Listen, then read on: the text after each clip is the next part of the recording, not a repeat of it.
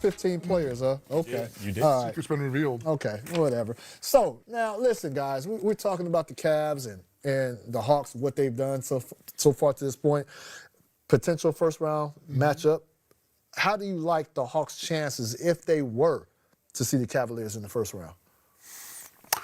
I think they have a pretty good chance. I like that, they have so much interchangeable defensive athletic players. I think what makes it tough is that the Cavs would have the two best players on the floor with James Harden and Donovan Mitchell. And they would also have Jared Allen and Evan Mobley backing those two up. I think defensively, I think Atlanta has the right makeup. Offensively, I just don't think they have enough. Because Donovan can go off, get 40, 50 points. James can do the same thing. And James can also, start the bigs. And he can feed the bigs. It's a perfect pair for Jared, yeah. But I don't think offensively they can keep up with Cleveland. Yeah. I would tend to agree with you. I think if that matchup were to take place, I think Cleveland will go into that series as the favorites. You just look their highlights, but look at what we saw in the highlights. You had, Donovan and James just kind of taking it one-on-one even, and Atlanta doesn't have those guys yet that could just go get a bucket like that. I hear you, but listen, don't sleep on Nod, don't sleep on C.J. McCollum and Jalen Johnson, and they play again Friday, so we'll see. They just like when you get in the playoffs, you need to be able to make tough shots. Those guys can make more tough shots than Atlanta. So that's my pick. And so with the fact that they play again Friday, before potentially playing each other again in the first round, do you think, have you guys been in a situation where you faced a team right before the playoffs? And if you have, I would imagine. I know what you're getting at. No, I'm saying I would imagine you don't throw in, like you don't show them everything. You don't put your best foot forward. Yeah. Yeah. You got all right, Rudy. I'll leave. I think what's also interesting in that situation, though, you're just sick of that team at that point. Yeah. You've seen them already 2 or 3 times leading up to the playoffs. You start to hate those guys. But that's But that's have, like a stump toe or like, a hangnail. Out the blue. Out the blue. Yeah, you don't want to show your whole package. It's hangnail season. Yeah. I get you.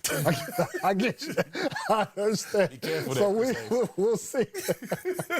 We'll see what happens from there. Now, Silver is going to rain down on us. Thank you, Steve, for coming with a live look at a perfect time right now.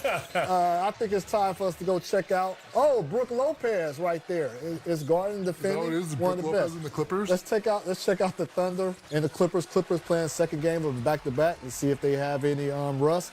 This game is on FanDuel Sports Network. In SoCal, Brian Seaman and Jim Jackson. For the last few years, they have had their number. Collins on the wing, the guard at 3 is offline. And argument against Cooper is that he hasn't played. Anytime he's been on the floor, he's had a slight edge for me. I think that edge has grown over the past month and a half or so. When I was at the Clippers game yesterday, I don't watch a lot of basketball. Joking. I don't watch a lot of basketball, but I was at that Clippers game yesterday, and the Clippers jumped out to like a 30, 15, 35, 16 lead or something. And all 16 or 14 of 16 of the Dallas points were scored by Cooper. He had that team on his back, and he was getting to the rim against, Kawhi Leonard was out there. Don't like giving Brook credit. Brook was, a Defensive Player of the Year runner-up 2 or 3 years ago or something. So he was doing work against some good defenders, some veteran basketball players. They said, he turned 19 in December or something? Yeah. It's unreal. Like what those two are doing, he's making life tough for me. Because again, I thought my Rookie of the Year selection was pretty wrapped up, but now that's not the case anymore. So, in still talking about these two players, they're going to be phenomenal pros in the NBA for years to come. What is the ceiling for these two when you're talking about Cooper Flagg and Con Knueppel? It's the limit. It's the limit for Coop. I mean, because the guys they're comparing him right now, when they say he's the first player to do this since, or he's passing this player, you always hear Bron's name. Yeah. Yeah. And you don't want to put that kind of weight on anybody because What Bron has done is he's surpassed so many greats. He's put his name, and he's etched it in stone next to so many legends. But it could happen. It could happen. He's so young. You see everything he's doing out there. They started playing him at point guard at the beginning of the year. Now it's